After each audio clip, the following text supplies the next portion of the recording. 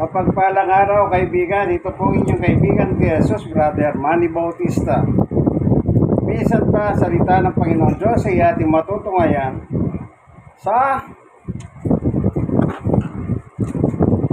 appointment ang Biblia ng mga pastor.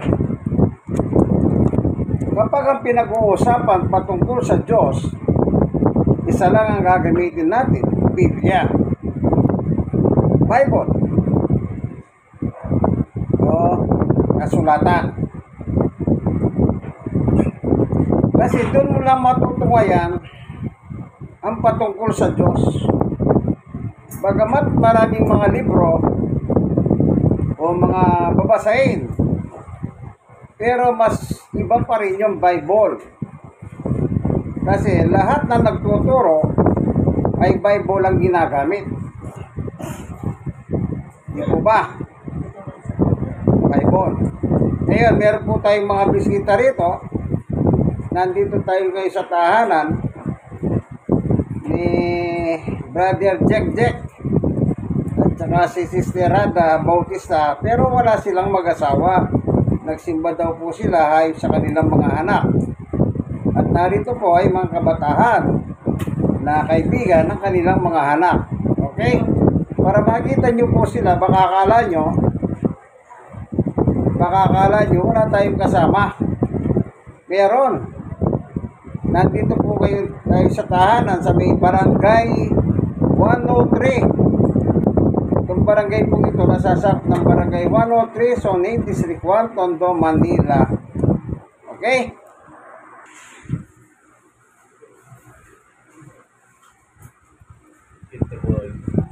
Okay, yan. Dito naman. Dahan-dahan lang. Ayan. Bali, 4 na kabatahan na sila po ang ating kasama sa ating pag-aaral ng Ebanghelyo sa oras pong ito. Ayan. Ang ating pong bibigyan pansin yung kanilang estado sa buhay. Mga estudyante po sila. Pag sinabing estudyante, mag-aaral. Dito sa Bible, meron pong itinuturo ang mangangaral. Ang sabi niya, sa mangangaral 11:9, magalak ka binata sa panahon ng iyong kabataan. Anong sabi ng mangangaral? Sa panahon ng iyong kabataan, sabi niya, magalak ka. Gawin mo ang gusto mo at lahat ng kahakit-takit sa paningin mo. Ngunit tandahan mong ang lahat ng ito'y iyong ipagsusulit sa Diyos. Yun ang babala. Doon sa pangalawang pangungusap, ang sabi niya sa isang kabataan na gawin mo ang gusto mo at lahat ng kahakit-takit sa paningin mo. Pero, itong gagawin mong ito, ang sabi niya, tandaan mo, sabi niya, lahat ng ito, iyong ipagsusulit sa Diyos. Yun po yung babala. Ibig sabihin, malaya tayo. Binibigyan ng kalayaan ng isang kabatahan na gaya nila. Lahat ng kanilang gagawin. Alam niyo po, ang sabi nila nung araw, ang tunay na buhay daw po, kapag ikaw ay nagiging magdadalaga, magbibinata. Yan. Diyan mo daw mai-enjoy ang buhay ng isang bata, ay ng isang binata at ng isang dalaga. O ngayon, may tanong ako sa inyo, mga kabataan, mga student. May tanong ako. Ayan. Ngayon,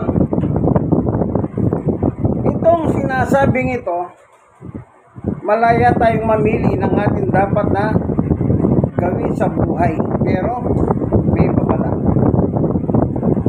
Anong sabi niya? magsusulit ka pagdating ng araw. Kaya kung ikaw ay isang kabataan, ibig sabihin, binigyan ka ng Diyos ng kaisipan. Gamitin mo sa tama. Kasi, pag ginamit mo sa mali, yun ang ipagsusulit mo. Oh, halimbawa, kabataan. Anong trabaho ng bata? Nag-aaral. Ginagawa niya, humingi siya ng baon sa kanyang magulang at pumapasok sa paaralan. Yan ang trabaho ng isang kabataan. Pero pag ang ginagawa mo, bawa sasabihin mo, dito ako masaya eh. Sabi ng barkada, halika, huwag na tayo pumasok, magmuling-muling na lang tayo. Lalo na ngayon, ang dami mga mall.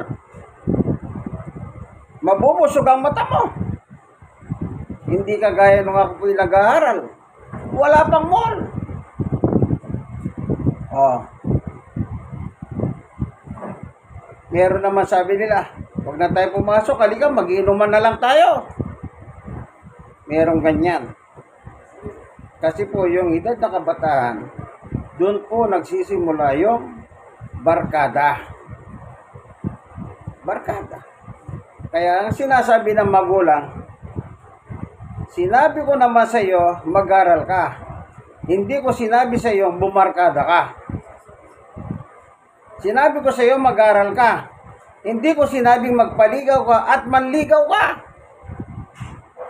Kasi, yung kabataan, ang sabi nila, ay mahinit ang dugo. Madali po silang makalimot. Dahil sa pagnanasa ng laman. Yung pagnanasa ng laman,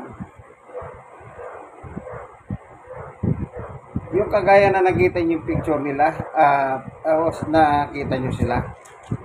Yan. Nagsisimula na maglaro ang utak.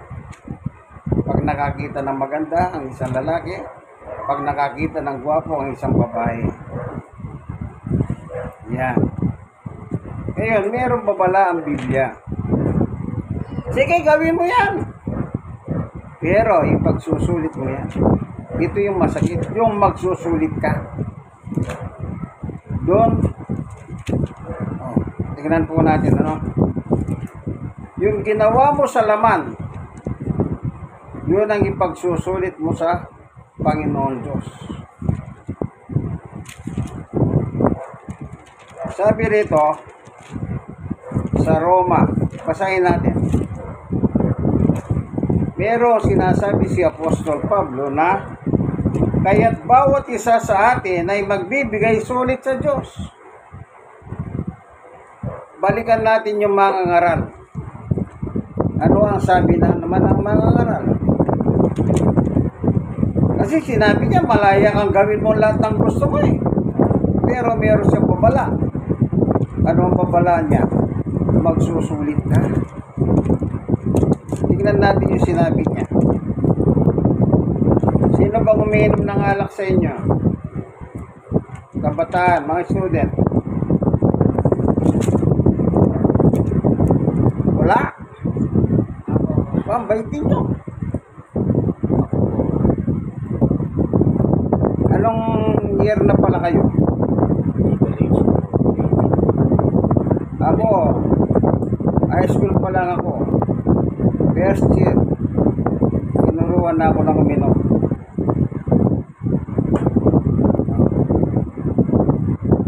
Kaya natuto ako, first year high school.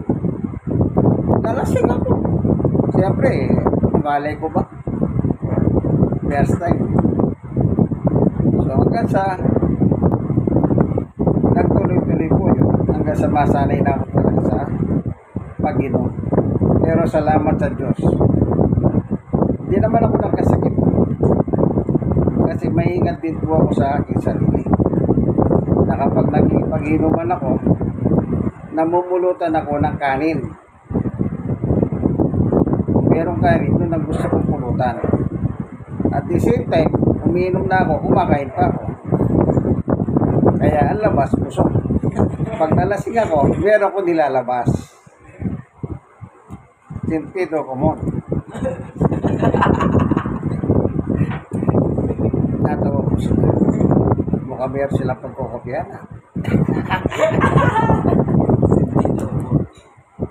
Ang sabi rito,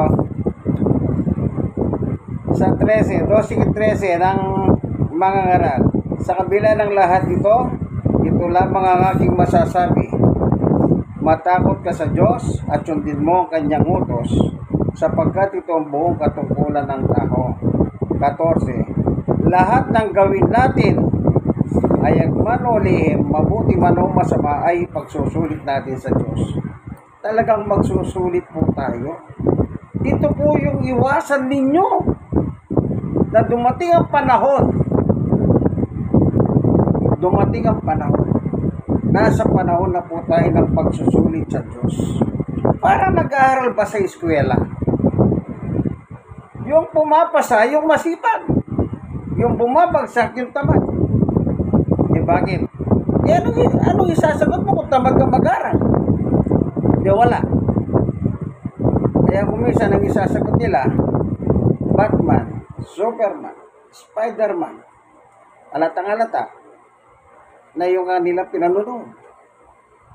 Kaya ang sinusagot sa mga question, meron pong ganon. Kaya patatawag yung magulang, sabi ng guidance, yan pong anak mo nag-aaral. Pinag-aaralan yung mga karakter ng mga superhero. Pagkikita yung papel, ayun po ang sagot niya, Batman, Superman, Spiderman.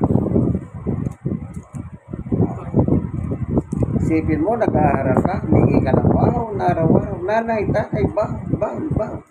Ngayon, baho na sa kahiyan ng magulang mo. Anong klase kang anak? Kaya sabi ng iba, anak-anak. Ano? Bahala na kayo. Kung ano kayong anak. Kaya sabi sa Biblia, kabatahan, oo, malaya kang gawin ang gusto mo. Pero, tandaan mo, sabi niya, ipagsusulit mo yan. Ang alin na ipagsusulit mo, yung gagawin mo Yung ginawa mo, ipagsusulit mo. Yung ginawa ni Juan de la Cruz, ipagsusulit niya. Yung ginawa ni ganito, ipagsusulit na niya. Kanya-kanya mo pag-harap sa pagsusulit sa Diyos. Kaya kung matino kang anak, anong gagawin mo? Mag-aral. Ano pa? Mag-aral. Ano pa? Mag-aral ka lang. Wala kang ibang gagawin. Ang masakit, humingi ka ng bao, hindi ka naman pala nag-aaral. Minsan, alam niyo po, nagtinda po ako sa malapit sa eskwela. Meron pong mga ibang nagtitinda po. Yung isa nagtitinda pagkain. Yung ibang estudyante, maghapon nandun sa loob ng kainan. Hindi natural pagbigayan ng card, walang laman. Puro kulay pula. Minsan pinilo ko po yung estudyante. Madali na ma-resolve ng problema mo eh. Ano po ba kanya? Nagtanong. Di pumunta ka doon sa kantin. Sabihin mo sa kantin, bigyan kanyang grade. Doon ka umistambay eh. Ang eskwela, yan. Nasa ng kantin, ayan. Sa kantin ka nag-standby. Dito yung nagtitinda ng kantin, yung mayari, palagyan mo ng grade yung mga... Alam niyo po ba, may kalukuhan pa. Yung ibang magulang doon, yung ibang nagtitinda, ang gagawin ng bata, tatangayin yung nagtitindang matanda. Nanay, tulungan mo, kunwari ka ang nanay ko.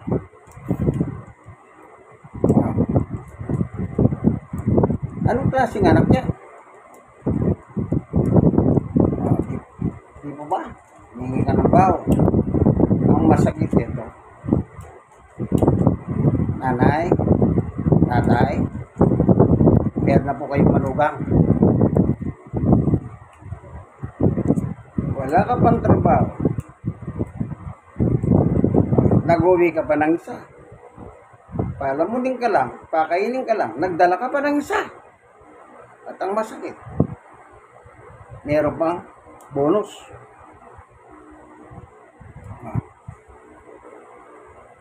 Ako, ang payo ko sa mga kabataan nung araw,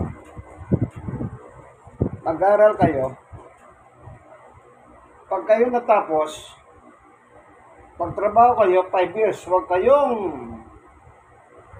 inilat na sweldo nyo, bibigay ninyo sa magulang nyo. Bilang bayad.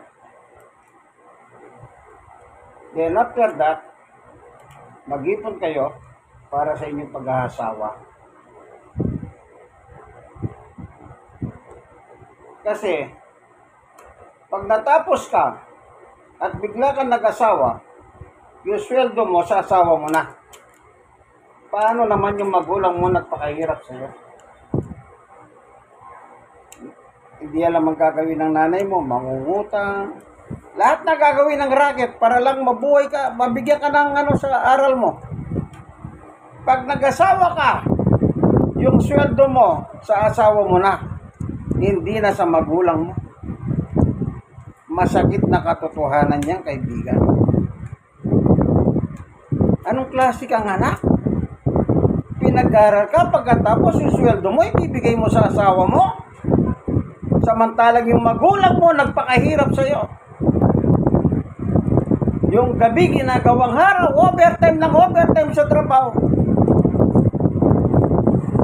Pero anong ginawa mo? Nag-asawa ka nang wala sa panahon. Wala kang trabaho. Nag-asawa ka. Pag nagkaanak ka, yun yung bonus. Problema na naman ng magulang mo. Paano pa dedidehin yung anak mo?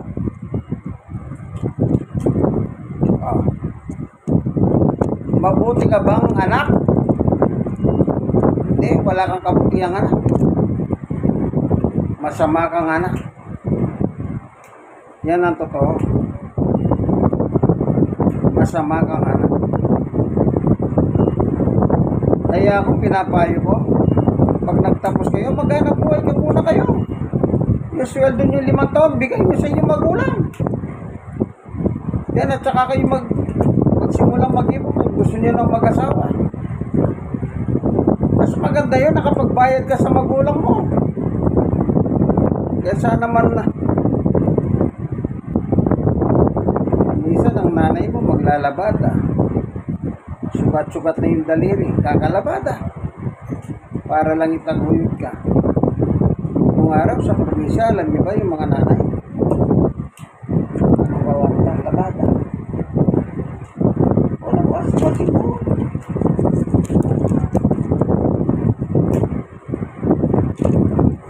Mati. Sukutin. Dito.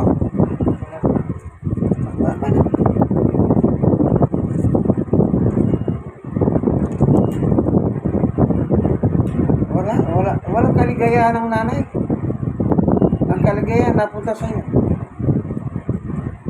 Ang masakit to.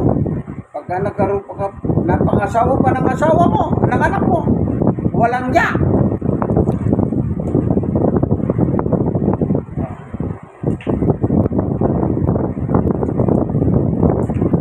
Diba? Kaya kailangan mag-aral ka hanggang magtapos ka. Yung diploma,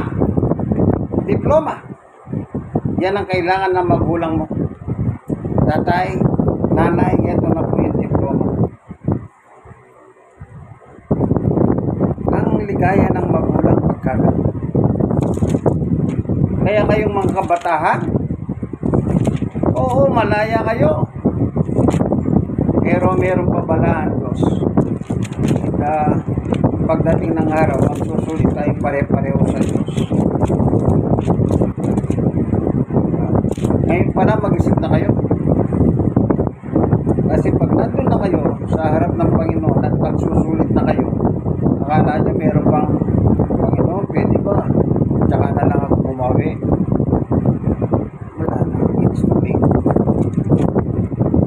Sabi ni Apostol Pablo sa mga kabataan na gaya nyo, baka naman wala kang inatupag kundi magpaligaw at saka manligaw.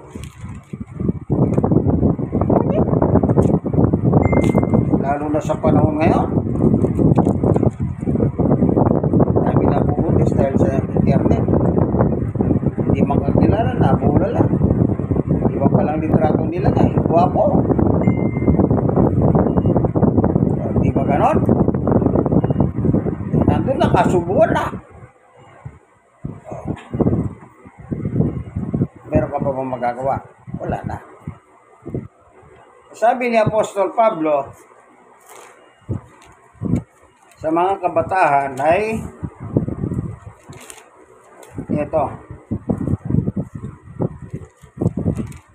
Sino pang kumpletong magulang sa inyo? May tatay, may nanay.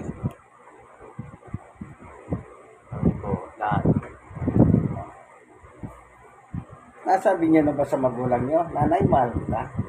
Opo. Sigurado kayo? Kasi yung nanay niyo ang nagdala sa inyo na siya magbuwan. Diba? Ang kasabihan ng buntis, yung isa pa nasa hukay. Kasi pag pinanganak ka na, at na-disgrasya. Diba? Sabi ng doktor, sino pong gusto niyong mabuhay? Yung anak o yung asawa? Diba? Karamihan, pinipili ng mga asawa lalaki, yung asawa ko po. Kasi asawa niya yun. Kasi, doon sa bata kasi wala pa siya nakita na nagpasaya sa kanya. Kaya kung minsan, pag pinamimili si lalaki, hindi pipiliin ng lalaki, yung anak ko po gusto ko mabuhay, ayan yun na yung mamatay yung asawa ko. Kasi ano yan eh.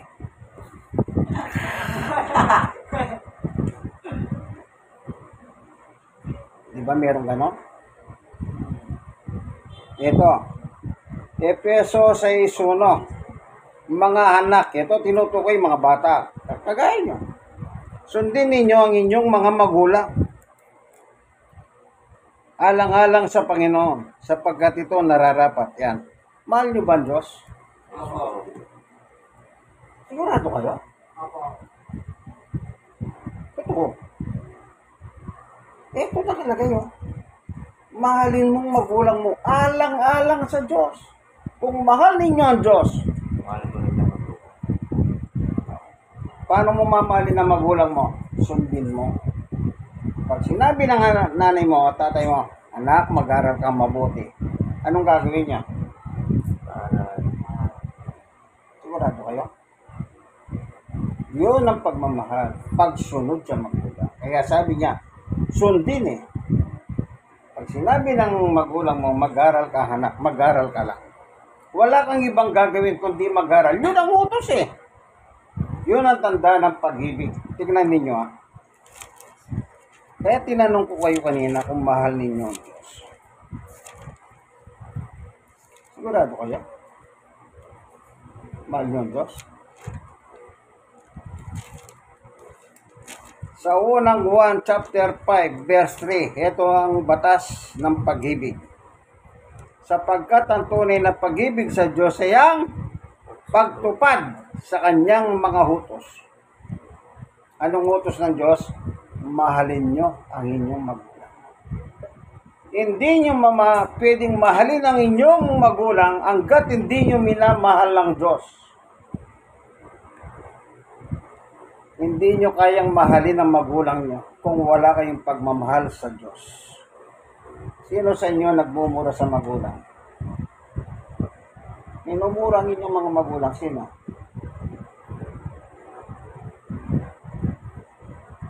Nagtatingin na kayo. Mukhang mayroon kayong alam ah.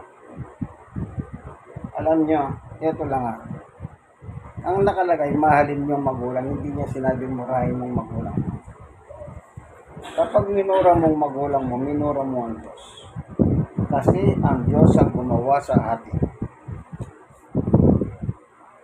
Lahat tayo, diba? Hindi na sa magulang kayo.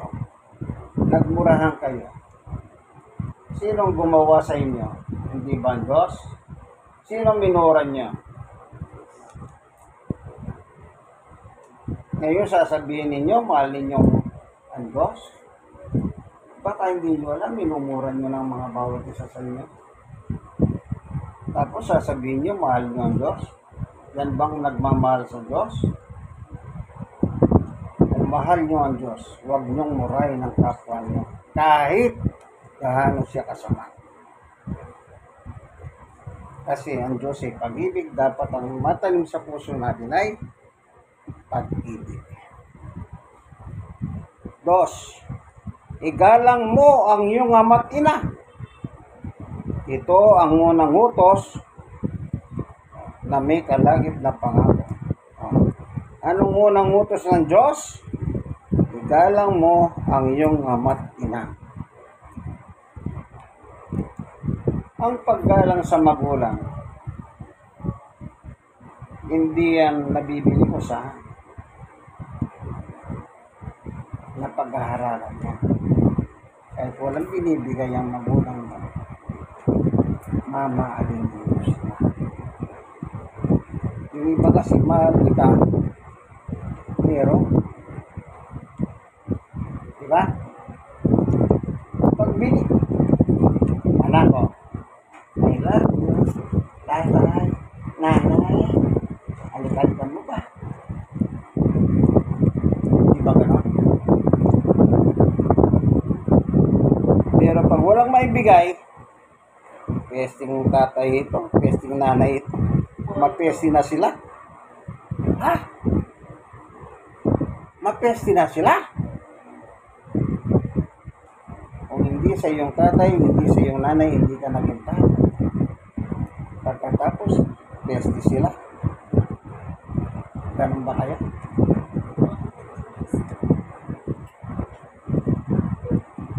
Ngayon pa lang, magsisi na kayo.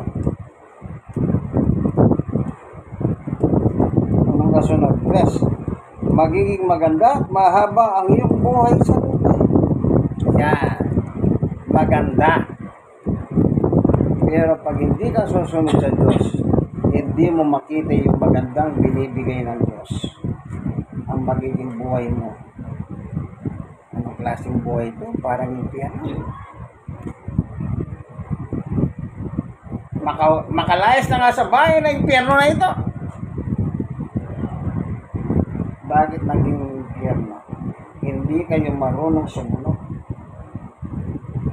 Marunong ba kayo magmano? Nagmamano ba kayo sa nanay niya, sa tatay niya?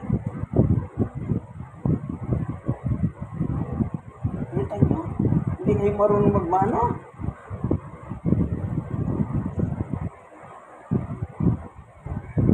Ngayon pa lang, anong tawag sa inyo?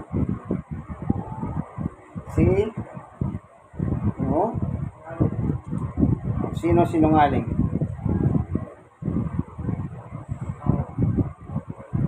Sa Biblia, anak ni Satanas sa sinungaling.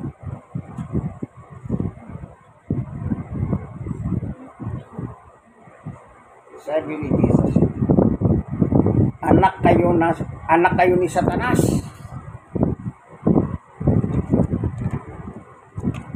Kasi sinungaling kayo. Sapagkat si Satanas, ama ng mga sinungaling.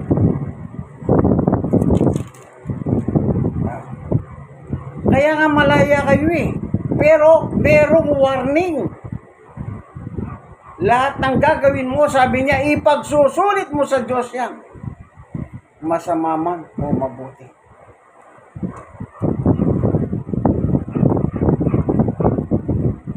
Kaya walang ligtas ang tao. Ito, sabi ni Jesus, 8:44, ang diablo ang inyong ama, at ang gusto ninyong gawin ay kung ano ang gusto niya. Anong gusto ng diablo? Magulong pamilya. Gusto niyo ba? Pag dumating ang panahon kayo nagpamilya, gusto niyo magulong? Away dito, away doon, suntukan dito, suntukan dito. Di mandaan dito, di mandaan doon.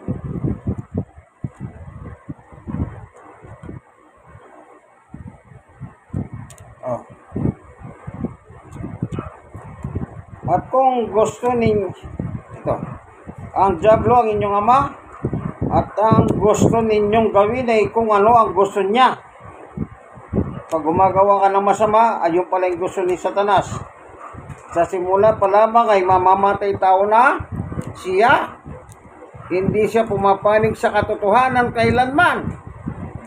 Sapagkat walang puwang sa kanyang katotohanan, kapag nagsasalita siya ng kasinungalingan, nagsasalita siya ayon sa kanyang kalikasan, sapagkat siya'y sinungaling at siya ang ama ng kasinungalingan.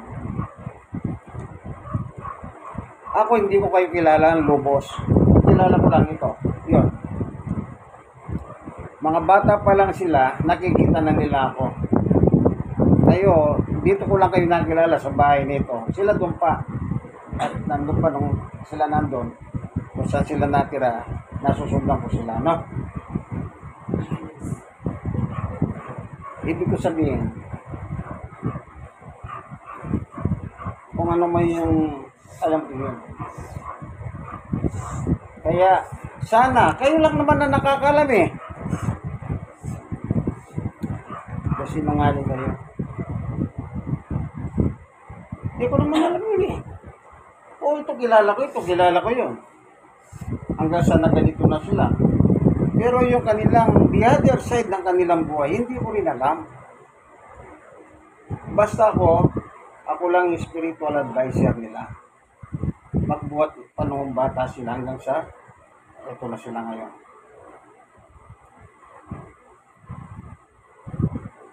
Kasi Bautista ako, yung lolo nila, yung father nila, Bautista yun, from Pampanga rin ako. Ni Keniabe. Oh. Yung origin ng lolo nila, from Pampanga, ang origin ng ako naman, from Pampanga rin. Kaya, sigurado magkakamag-anak kami. Kasi isang lugar lang kami, Pampanga. Kanya lang sila, lagi sila dito. Ako, doon ako lagi. At napadpad lang ako rito sa Tagigod. Kaya kung minsan yung salita ko, tumatagilid. May punto. Oh, yan. Sana meron kayong matutunan. Alam nyo, mas lalong maganda ngayon kaysa sa panahon namin. Noon ang hirap. Nag-aaral ako. O, kaibigan, tapos na po ang Paninirmon. Once again, tignan natin. Ayan, dahan-dahan lang para makita natin. O, sa kabila naman. Dito. Ayan. Ayan po sila. Ayan.